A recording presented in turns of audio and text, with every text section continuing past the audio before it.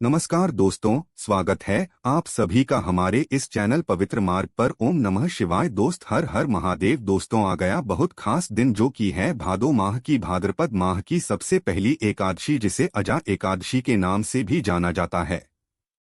यदि आपकी कोई मनोकामना, कोई विश काफी समय से पूरी नहीं हो रही है, कोई कष्ट है, जीवन में कोई तकलीफ है, जॉब नहीं लग रही है, धन संपदा परिवार में नहीं बढ़ रही है, तो मात्र आपको छोटा सा उपाय करना होगा। इस भादो सुधा वाला उपाय सिर्फ और सिर्फ एकादशी के दिन ही इस उपाय को किया जाता है। दोस्त, आपकी जो भी कामना होगी, जो भी विश होगी, पूरी अवश्य होगी। जीवन के सारे कष्ट दूर होंगे और ये वाला उपाय सभी को करना चाहिए। पूज्य गुरु जी की कथा से सुनकर के और समझ करके पूरे उपाय को बड़े ही विस्तार से बताएंगे।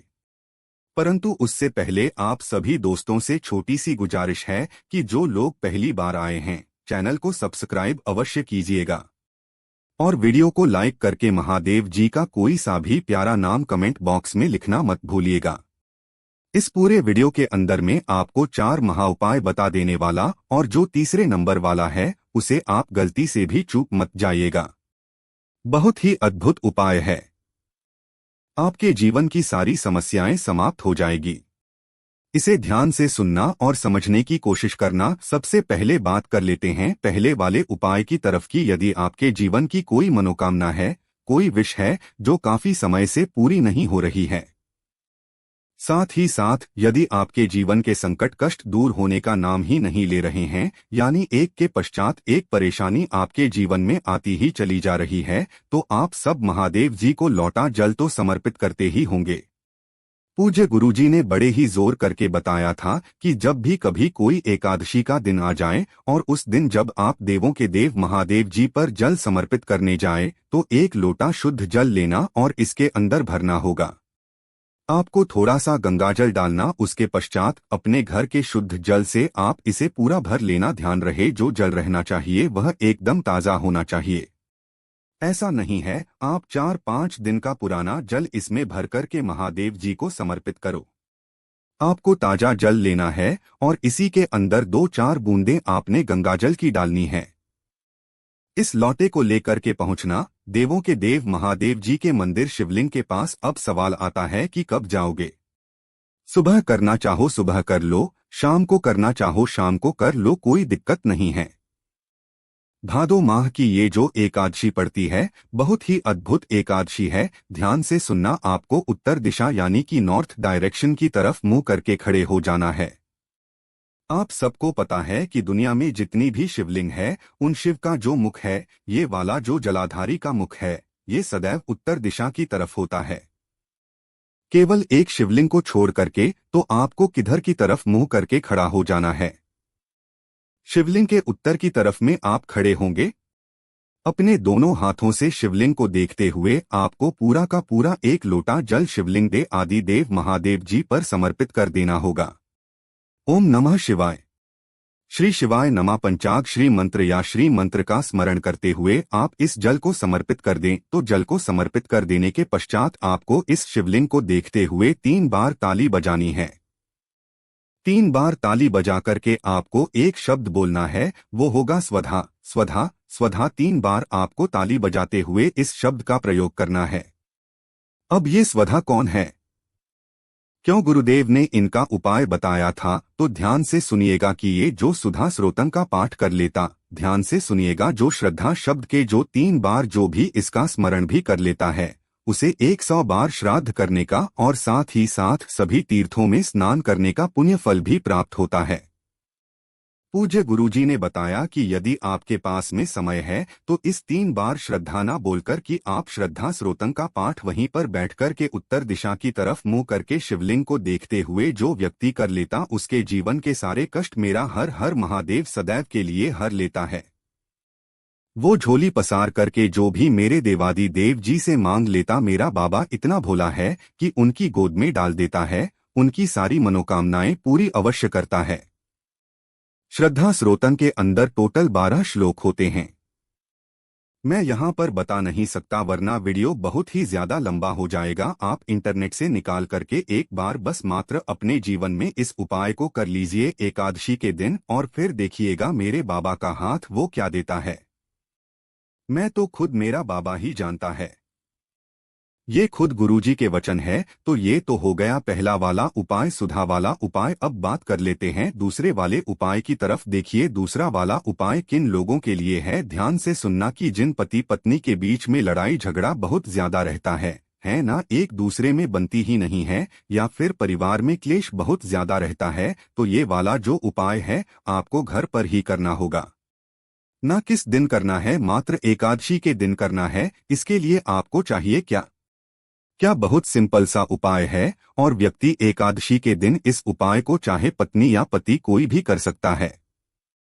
परिवार का कोई भी एक व्यक्ति इस उपाय को कर देता, उस घर में कभी भी लड़ाई झगड़ा नहीं होता है, सुख शांति समृद्धि सदैव बढ़ती चली जाती है। ध्यान से सुनना आपको चाहिए होगा।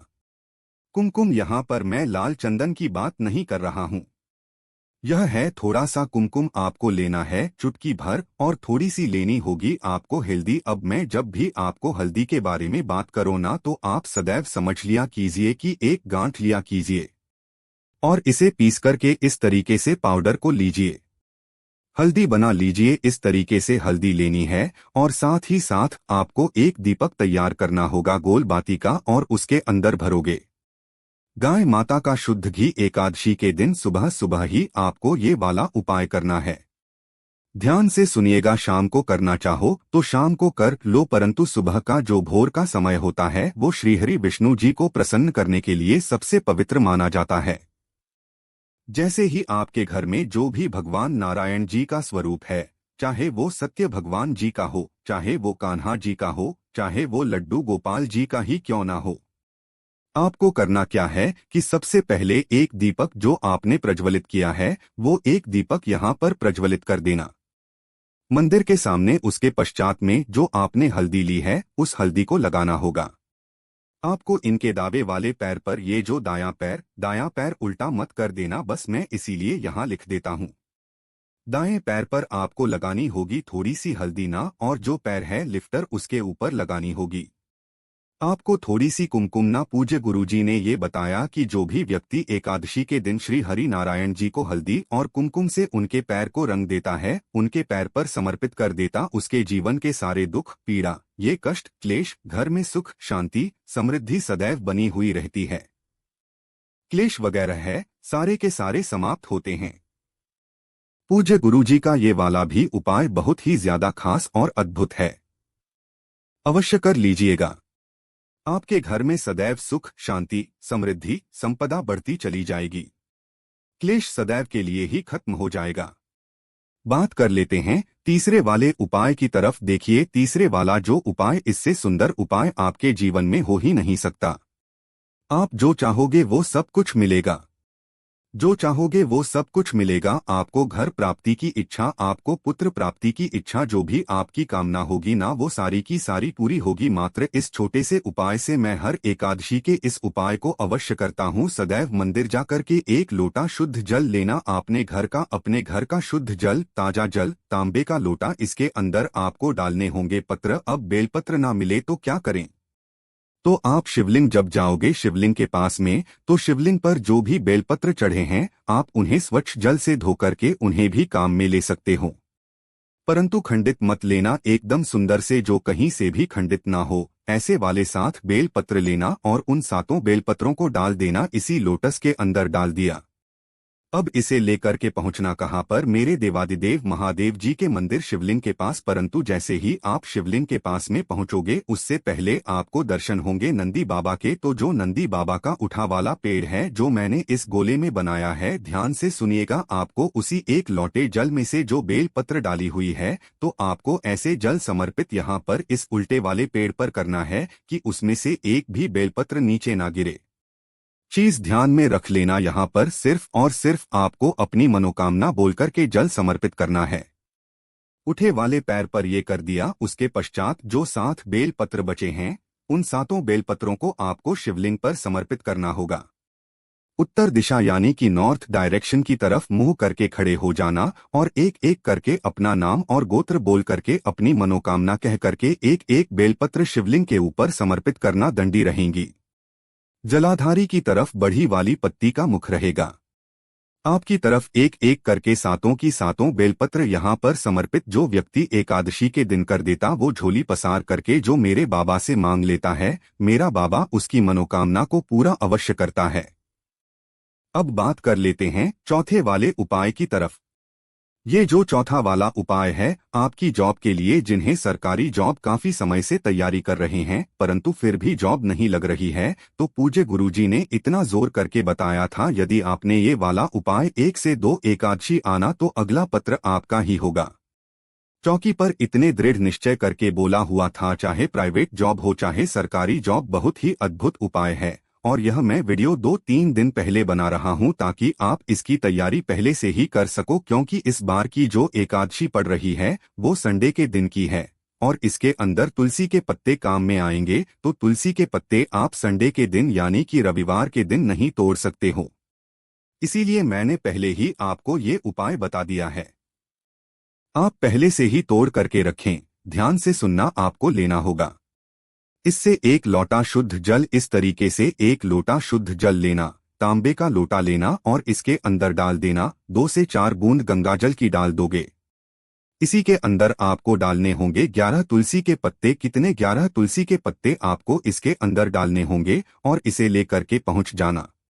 आपके आसपास जो भी श्री हरि विष्णु जी के स्वरूप का मंदिर हो, चाहे राम सीता का मंदिर हो, चाहे राधा कृष्णा जी का मंदिर हो, चाहे नारायण जी का मंदिर हो, वहां पर चले जाना। उनकी चौखट पर इस वाले कलश को रखना और अपना नाम और गोत्र बोल करके अपनी कामना कह देना। कामना कह देने के पश्चात 2-5 मिनट वहां पर बैठ करके ओम नमो भगवते वासुदेवाय मंत्र का स्मरण करना और इस वाले 1 लोटस को उठाकर कि आपके आसपास जो भी वृक्ष हो, चाहे वो बेलपत्र का हो, चाहे वो खजूर का हो, चाहे वो कोई सा भी वृक्ष हो, उसके नीचे आप डाल देना। 1 से 2 एकादशी कर लेना। मेरे बाबा 3 महीने के अंदर अंदर आपकी जॉब का योग बना ही देगा। इतना अद्भुत और अचूक उपाय है। पूज्य गुरुजी ने जैसा अपनी कथाओं में बताया वैसा आसान भाषा में आपको बताने का संपूर्ण प्रयास किया। आशा है कि आज की इस प्रस्तुति में बताई गई जानकारी आपको अच्छे से समझ आ गई होगी। वीडियो अच्छा लगा हो तो एक लाइक अवश्य कर दें। धन्यवाद वीडियो के अंत तक बने रहने के लिए।